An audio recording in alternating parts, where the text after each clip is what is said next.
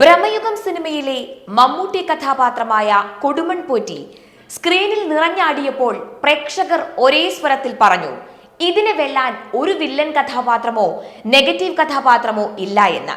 എന്നാൽ നവാഗതനായ ജിതിൻ കെ ജോസ് സംവിധാനം നിർവഹിക്കുന്ന ഏറ്റവും പുതിയ മമ്മൂട്ടി ചിത്രമായ കളംകാവൽ അനൗൺസ് ചെയ്ത നിമിഷം മുതൽ നാം കേൾക്കുന്നത് ഇത് ഐറ്റം വേറെ എന്നാണ്.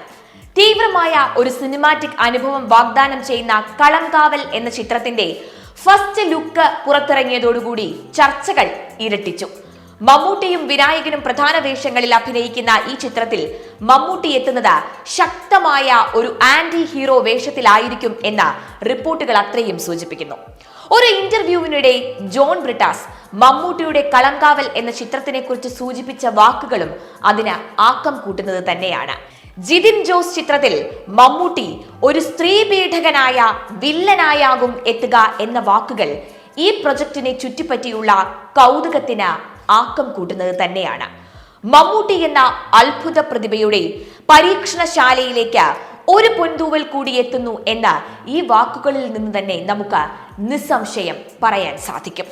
അങ്ങനെ ചർച്ചകൾ തുടരെ വന്നുകൊണ്ടിരുന്നപ്പോഴാണ് സോഷ്യൽ മീഡിയയിൽ ശ്രദ്ധ നേടിക്കൊണ്ട കളംകാവലിന്റെ ഫസ്റ്റ് ലുക്ക് പോസ്റ്റർ പുറത്തിറങ്ങിയത്. മെഗാസ്റ്റാർ മമ്മൂട്ടി, വിനായകൻ എന്നിവരെ കേന്ദ്ര കഥാപാത്രങ്ങളാക്കി നവാഗതനായ ജിതിൻ കെ ജോസ് സംവിധാനം നിർവഹിക്കുന്ന ഈ ചിത്രത്തിൽ മമ്മൂട്ടി, വിനായകൻ എന്നിവരുടെ പോസ്റ്ററാണ് ഇപ്പോൾ പുറത്തിറങ്ങിയത്. എന്നാൽ ഇവിടെ ചർച്ച ചെയ്യുന്ന മറ്റൊന്നു കൂടിയുണ്ട്. ചിത്രത്തിന്റെ പേര് തന്നെയാണത്, കളംകാവൽ. എന്താണ് ഈ കളംകാവൽ? തിരുവനന്തപുരം ഭാഗത്തുള്ളവർക്ക് കുറെ കൂടി പരിചയമുണ്ടാകും ഈ ഒരു പേര്. അവിടെ ചില ദേവീ ക്ഷേത്രങ്ങളിൽ ഉത്സവ ചടങ്ങായി ദേവി യുദ്ധക്കളത്തിൽ അസുരനെ നിഗ്രഹിക്കുന്നതിന്റെ പ്രതീകാത്മകമായുള്ള ചടങ്ങായിട്ടാണ് ഇത് നടത്തുന്നത്. ആ പേര് ഈ സിനിമയിലേക്ക് കൊണ്ടുവന്നതിന്റെ കാരണം ഇനി എന്താകും? ഈ ഒരു റെഫറൻസ് വെച്ച് നോക്കിയാൽ പടത്തിൽ ഒരു അസുരനും ഒരു ദേവനും ഉണ്ടാകും എന്നായിരിക്കില്ലേ അത് ഉദ്ദേശിച്ചിരിക്കുക?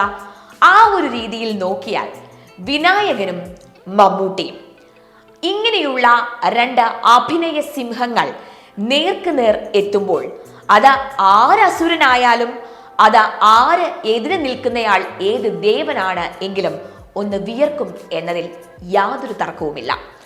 കളംകാവൽ എന്ന പേര് ഏതായാലും ജനങ്ങൾക്കിടയിൽ കൗതുകമുണർത്തുന്നു എന്നതിൽ യാതൊരു തർക്കവുമില്ല. ഒട്ടേറെ അർത്ഥങ്ങൾ നമുക്ക് ഈ കളംകാവലിനെ ചുറ്റിപ്പറ്റി പറയാനുണ്ട്. ഞാൻ നേരത്തെ പറഞ്ഞതുപോലെ തന്നെ സ്ത്രീ പീഡകനായ വില്ലൻ, അപ്പോൾ ഇതിൽ മമ്മൂട്ടി കഥാപാത്രം എത്തുക വില്ലനായിട്ടാണ് എന്നതിൽ കൺഫേം ആയിരിക്കുകയാണ്.